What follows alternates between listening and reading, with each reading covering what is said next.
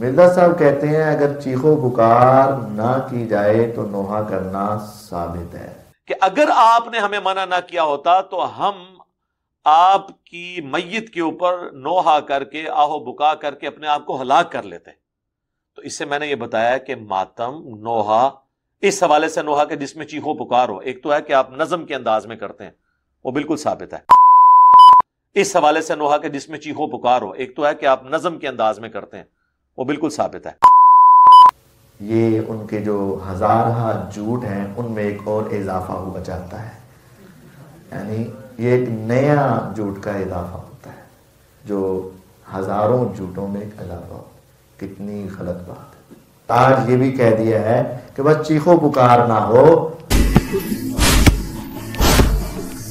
یہ چیخو پکار تو نہیں ہو رہی نا کہ چیخو پکار ہو رہی ہے.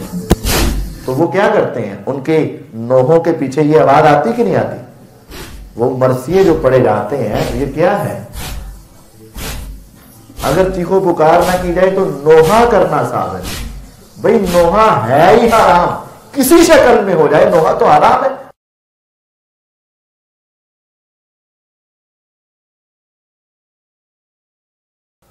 آپ نے فرمایا نوحہ کرنے والی عورت اگر توبہ کے بغیر مر گئی اس کو گندھک پٹاس کی ایک قمیض پہنائی جائے گی اور اس کو پہنا کر جہنم میں پھینک دیا جائے گا.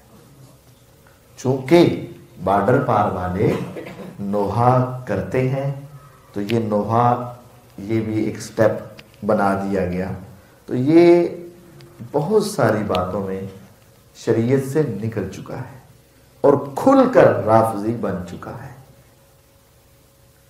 ابھی بھی کسی کو نہیں سمجھ آتی تو آنکھیں بند ہونے کی دیر ہے، آ جائے گی. جب فرشتے آئیں گے نا اس وقت کہیں گا ایک مہلت دے دے یا رب، میں سمجھ جاؤں گا، لیکن اس وقت سمجھ نہیں آ سکتا.